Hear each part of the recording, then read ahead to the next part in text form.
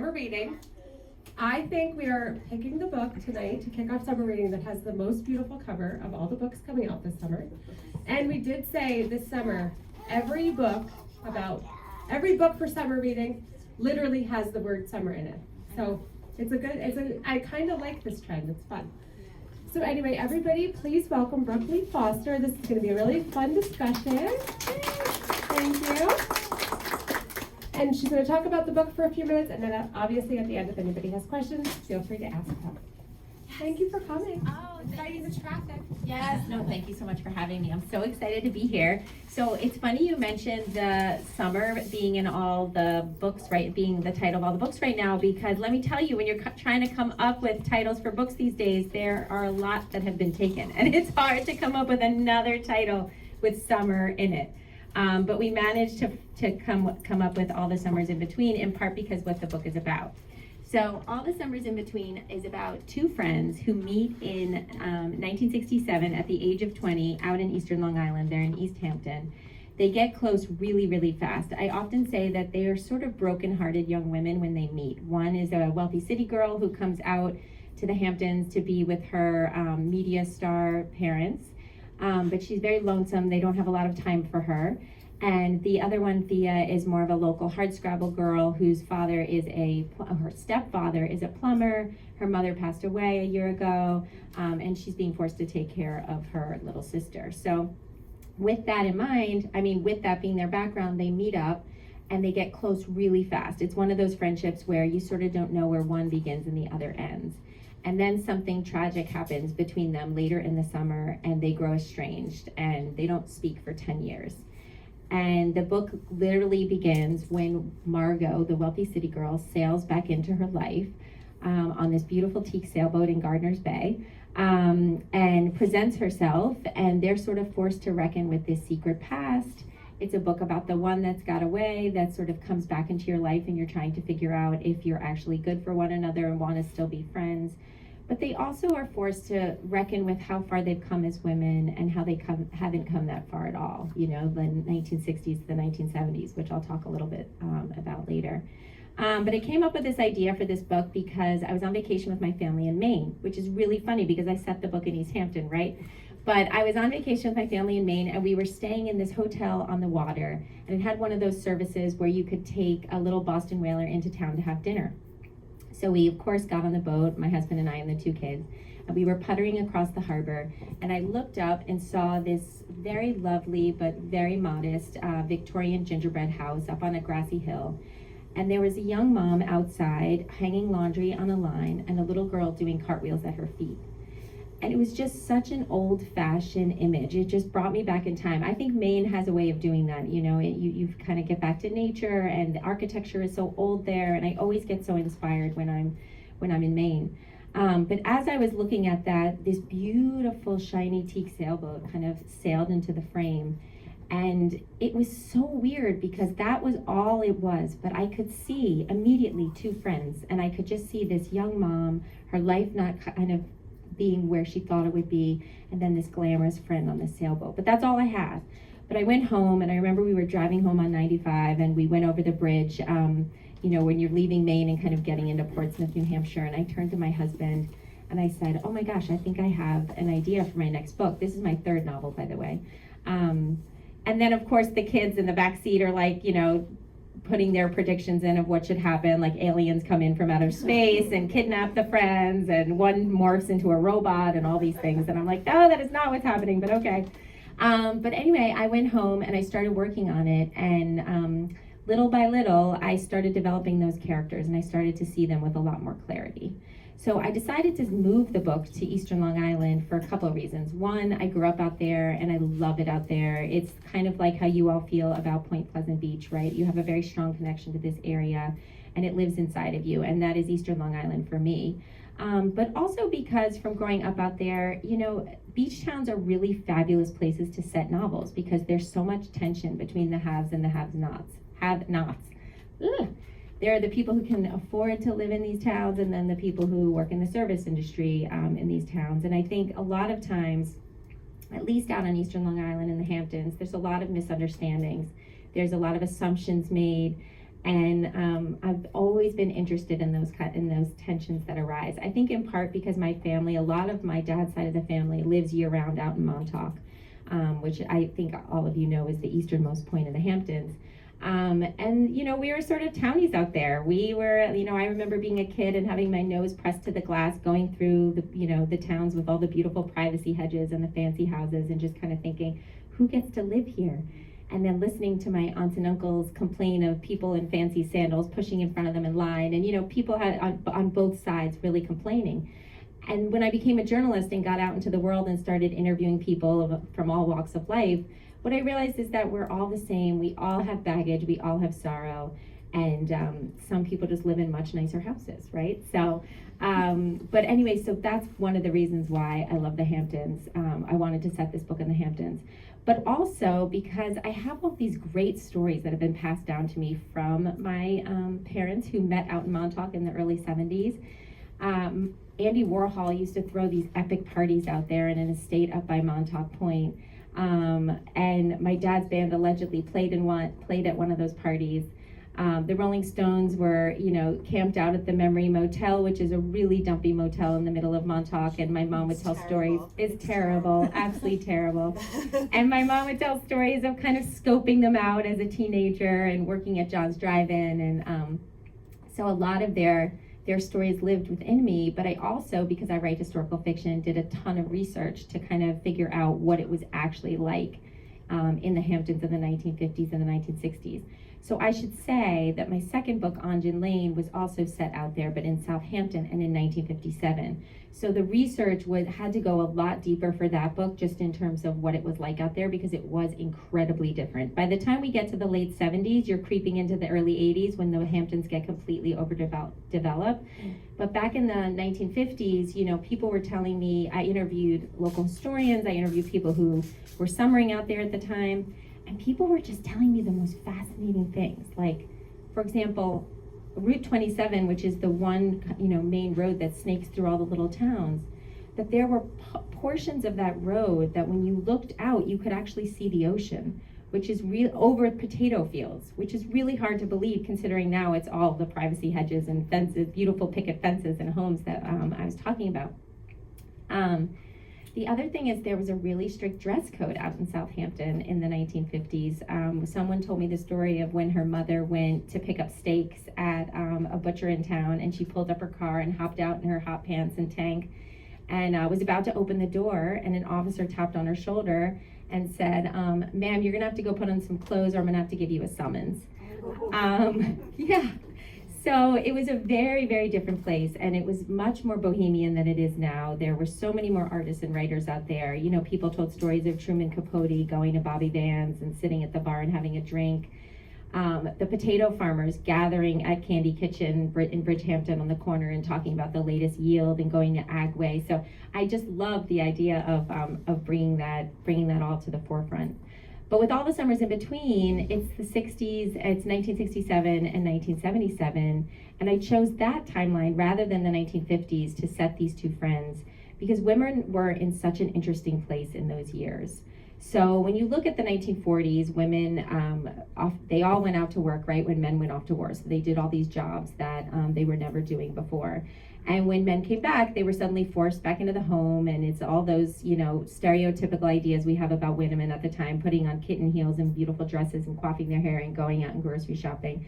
And those awful Cosmo articles giving advice like to keep your husband happy, rub his feet when he gets home, and have a fire waiting in the fireplace, and wonderful. But what we know now from Betty Friedan's The Feminine Mystique is that women at that time were actually really unhappy.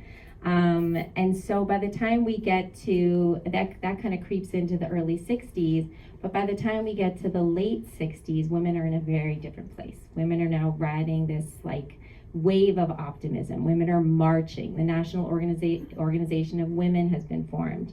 We're hearing women singing about change on the radio. Grace Slick had this famous line as part of Jefferson Airplane that was like, we're the people your parents warned you about, this idea of us versus them and what we're gonna do and how we're gonna be so different from our mothers.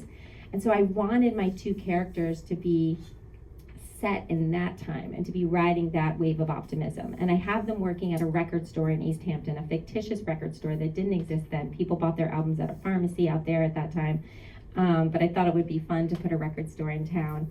And in part just because they are listening to the music and they're getting wrapped up in all that, that wave of change. But then when the 70s come, the 70s fall like one big, great hangover. And my characters who believed their lives were going to be so different actually reunite and realize that they're living very similarly to the way their mothers did, actually. Maybe they're working in greater numbers, but they're making 62 cents on the dollar compared to their husbands.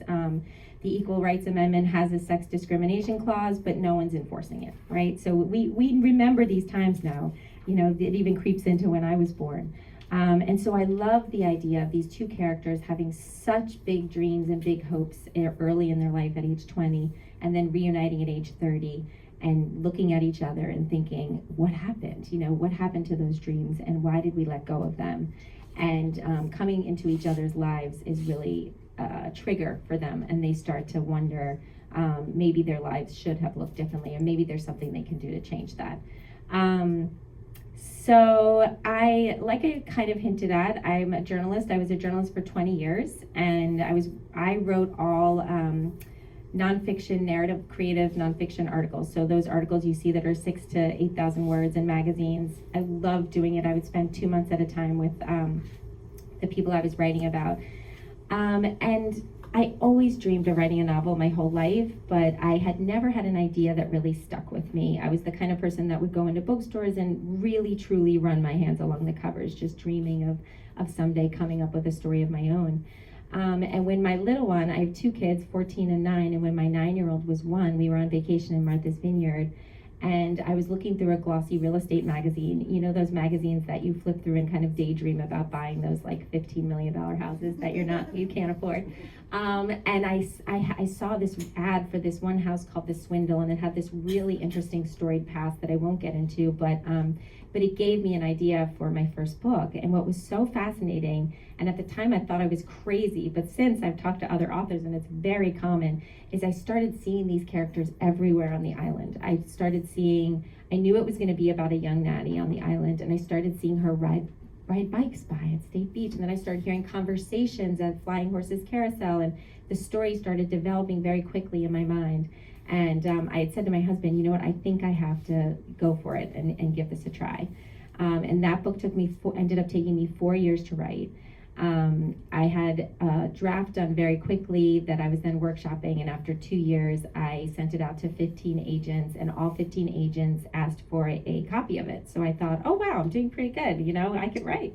And I sent them all the finished manuscript, and all 15 rejected it. So as a journalist, I didn't cry, I swear. I just said, it's not ready. Because when you worked so long, so many years, revising and reworking your work, that's just how it gets better. So I dug in for another year, and then Summer Darlings came out in May 2020, which was a really hard time for a book to come out. But so I write historical beach fiction.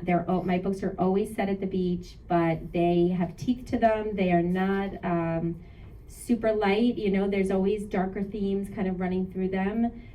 The cover we chose for this novel is a T.S. Harris painting. Every time you turn in a manuscript, your editor will say to you, do you have any ideas for the cover for us to send to the design department? And there's this painter named T.S. Harris, whose artwork I love. She paints what she calls sunshine noir. And I have 3 of her sunshine noir paintings hanging in my house. And she paints all these mid-century women, very moody, kind of looking on, with a lot of longing and dreams in their faces, or you don't see their faces, just like my cover. But anyway, my publisher came back to me and they said, you know what, we completely agree with you. We're going to license 3 images. And right as they did that, one of the images was scooped up. And we were like, okay. So we saw the 2, and one of them is the cover that you see now with the woman in the bikini, and we just immediately knew it was perfect for the book. It has, and I thought of it because I was mentioning how my books are always sparkly and dazzling, and the setting is amazing, and there's some frothiness to them, but there's always darker threads and elements and a little more teeth than the average beach read. And that is what the cover, I think, really captures, is there's some darker shadows on her bikini, and you can tell by the way she's sitting, she's somewhat carefree, but there's more going on in this story than meets the eye. And then the point of the story is that we came to find out that the third T.S. Harris image that got licensed is on Beatrice Williams's new book, Husbands and Lovers. And if you don't know Beatrice Williams, she also writes historical beach fiction, and she's one of my favorite authors of all time. And so she and I have been joking this publishing season that we have the two best looking covers on the shelf. So next week her book comes out, so I'm sure you'll have it. So if you guys come back in, look for it, and you'll see it right away. You'll see how the covers are very, very similar. I said that to you, remember? I emailed you. I said, your cover reminds me of Husbands and Lovers. And you're like, oh, this is why. I know, there's a whole story. Yes, and actually Rowan Baird's The Divorcees came out in March. It's also coincidentally a T.S. Harris cover. So she is having a moment. She's a painter out of Laguna Beach in California. She sells on One Kings Lane and all the, Artfully Walls websites, but she's now also on 3 book covers, which is great. So I can keep talking, but I'll take questions maybe, and then if you guys don't have questions, we can keep talking. I can go on forever about my book, but does anyone have any questions? Okay. Yes. Did you sketch out the whole book and fill it in, or do you kind of start with a concept and kind of see where it takes you? Yeah, that's a really good question. So within writing, we often say, are you a pantser or a plotter? And I am definitely a pantser. I do not plot heavily. I do not outline very closely, because what I've found is that it reins me in a little too much. And when I have outlined very closely, I end up completely deviating from it, because creativity is this really magical thing that once you start writing, it's got, you get carried away on the page. And I think from my years as a journalist, I trust that I'll find the story. I know inside of me that I'll get there. It just might take a little longer in terms of revision and rewriting. But I think people sometimes plot very closely when they're panicked that they don't know where they're going. But I love that feeling. I love sitting there with an open document and just exploring who my characters are going to be on the page. I love putting them in a situation where then they have to choose, and I'm figuring out exactly who they are when they're choosing. So when I was writing all the summers in between, the character of Felix, who in the earlier timeline is Thea's boyfriend and the later timeline is her husband. That is not a spoiler, you'll know it from the first page. When I first wrote him down, he wasn't very clear to me, and he came off as being, the women were much clearer to me, and he came off as being very unsupportive of Thea and just kind of being a jerk. But that's not who I intended him to be at all. It was very interesting, because when I went back and read the book, from whatever I had, it was probably like to the midway point, I remember thinking, gosh, he's coming off so harsh. And so at that point, I immediately went through and softened him and found out who he was. So there are times where I have to stop and get organized and like really focus in on a character, but I don't start with a big long outline. This is also my first my first dual timeline novel. And it's really hard to write dual timeline. My other books began in Memorial Day and ended in Labor Day. And, there was lots of backstory and reflection and memory from the past, but you weren't kind of going back and forth. But I wrote the dual timeline because I love reading dual timeline. And I think you can do so much more as an author with your characters when you show them at 2 different time periods, because you just get a depth of knowing them when they're young and knowing them when they're a little older. And you get to place as an author, it's so much fun, but it's what makes it so hard. All these little Easter eggs in both timelines that relate, that give the reader a greater look into the character too. So I don't know if I answered your question. Yeah, I was going to just maybe as a quick follow-up. So if you do it like that, how do you then go back and maybe think about foreshadowing now that you've seen where it went? Absolutely. You definitely go back and put stuff in, but here's the magic about being a writer. So often it's there and you don't even see what you're foreshadowing. It's living in your subconscious and it comes out on the page, and what you end up doing is sharpening it. So what I find is that what comes out, there will be foreshadowing. I'm trying to think of an example. I can think of an example so I don't give anything away. So in the first 3 chapters, when I wrote those first 3 chapters, there was the sense of a woman with a very heavy heart. But I didn't know why. I wasn't sure. It just came out. When I wrote Thea's voice, that's how it came out at this older age. And And so as I went through to the back timeline, there became all this foreshadowing in her early years that I started putting in, but it was because of that early feeling, you know, so sometimes they just bounce off of each other. Yeah. Anybody else? I have a question. Yes. How did you go into this? What was when you first started writing it? Were you thinking, I'm going to write about a complex female friendship, or was that your theme? Yeah, so Women, I don't think a lot of people realize how complicated women's friendships are. Yes, I agree. Yes, so I went into this, so in my first two novels, there's friendship themes in the book, and both times my editor had said, you know, you're sort of skirting around some of these friend issues. It might be interesting to really get into friendship because you're good at friendship, you know, looking at some of those issues, but it was very quiet in the other books. So I kind of had that in the back of my mind. But yeah, I think friendships have always fascinated me, how they change in our lives at different ages. You know, the type of friend we need when we're in our teens and 20s is so different than what we need in our, 30s, 40s, and 50s, 60s. So I thought a lot about how when I was in my 20s and even in my late teens, I just looked to my friends to define me so much more, to kind of help me establish my identity, to bounce ideas off of and feel like I knew who I was and boost me up at times. I remember the day not feeling real if I didn't talk to my best friends on the phone. You know, it was just needing that prop so much more. And then when you're older and you get married and you have a career or you have kids or both, you look to your friends as a support system for sure, but you're much more established in who you are. You're much more confident. And I think that's just really always interested me. And friendship is probably one of the only relationships that we don't have a real clear architectural blueprint for how to do it well. You know, we know how to be a good friend, but we don't know how to be close to people all the time. It's hard to get them to want to be close back or to reciprocate, right? There's a lot of disappointments. There's a lot of one-sided giving sometimes. And to have the magic of the friend where you really both are putting in as much as you're taking is really rare. And so when you find it, I think it's a spark inside of you that stays, and when you lose it, it really haunts you and it can hurt for a long time. I had two best friends in high school who the summer after freshman year of college, we went on a cross-country road trip. And these were my two best friends, kind of what I'm describing to you of who I kind of needed when I was in my 20s. And we left New York, Eastern Long Island, thinking we'd be gone for 4 weeks. We had everything from like a scorpion sting kit in the car that my one friend's father made us put in to like jugs of water in case we broke down. You know, we were prepared. But we went down through Tennessee, and I think we were in Arkansas, and my one friend had said to us, you know, my boyfriend is now stationed in Roswell, New Mexico. Can we stop and go see him? And we're like, what? We don't want to go to Roswell, New Mexico. And she's like, please. So we're like, okay, we thought we'll get it out of her system. We'll go to Roswell. So we go to Roswell and we stay in this dumpy motel, and they're kind of doing their own thing for a couple nights. And then we figure we'll leave and that'll get, put behind us and whatnot. But we leave and we're driving north and we're somewhere in Colorado, and she announces she wants to go home. She doesn't want to be on the trip anymore.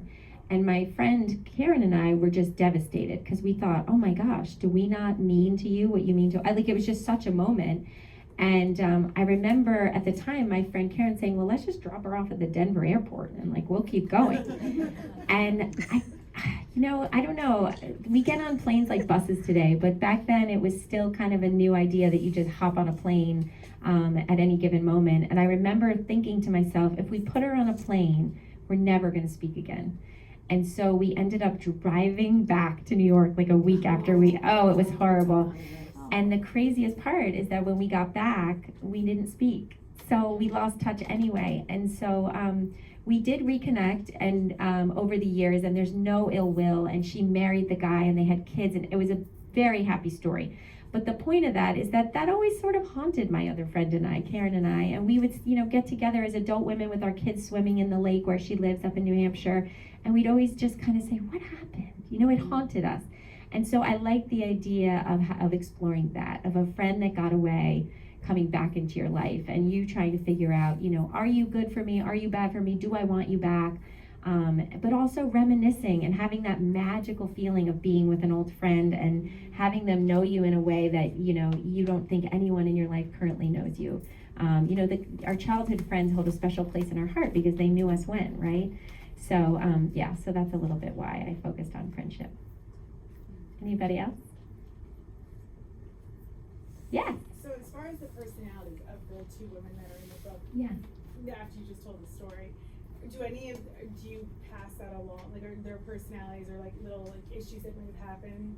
Oh, like real things from my life? Yeah, are you kind of incorporating that in the book with the characters, or how they're, you know, not exactly the same, but kind of just like. Yeah, I know. It's such a good question because when I read, it's funny because now that I'm an author and I'm in the author world, I have so many author friends whose books I read long before they became my friends. And I remember thinking that too. I remember thinking there's no way they really made this up, right? It has to come from your life. No, I know, and you really believe it. But I can tell you so much more of my 20 years as a journalist, the people who I've interviewed over all those years, those composite voices live in my head, and that's what appears in my book so much more than situations from my real life. That being said, the themes that arise in my book are themes that I'm just fascinated by and I return to again and again and again. And those come from my life, you know. One of those, someone asked me recently, is there a theme in all three of your books that you keep returning to? Like, what is it? Because they say every author has something they're sort of obsessed with. And it took me a while and I started thinking about it. And I think for me, all of my books in part are about women finding the courage to go to the people they love and ask for what they need. And that's in my books because I think that's just something I've struggled with and I've watched other women struggle with. You know, we get together at lunch as mom friends and talk, and college friends when I was in college and trying to figure out how to ask our parents for things and our husbands for things in the later years and our friends for, and that fascinates me. I don't know why it's so hard for women sometimes to ask for what they need. You know, we put everyone first and we're so used to, you know, endlessly chopping fruit for the kids and getting everyone where they need to be and taking on really the emotional burden of the household, I think, more than anything. And so when we need time and when we need something, I don't know, so often it's just so easy to be like, you know, I'll just do it. And so I love putting my characters in those situations and having them go to the people they love and say, I need more or I want more. So that part really comes from me. Anybody else? All right, well, thank you so much. I really appreciate you guys all coming. Oh, and we have our fun giveaway. Yeah. All right, so I will just say I did appreciate this book because I think a lot of books are written about like complex marriages, complex romantic relationships, but complex friendships will really get you. I mean, they are, you know, when a friend lets you down, it's harder sometimes. Yeah. So Harder than some of your worst breakups. yes, right? I totally agree. So I really appreciated this novel. We really are so happy you came. We're gonna have you pick the grand prize. Oh, yeah. Yeah. A lot of people say that, right? Yeah, she I was a know. lot. She was very selfish. Yes, Yes. yes. All right, so you are in charge of the $1 million winner. Exciting. Are these names or numbers? Their names. Okay. We're going easy. All right. I might even let you be a contestant. Lindsay Romeo. Oh, that's it!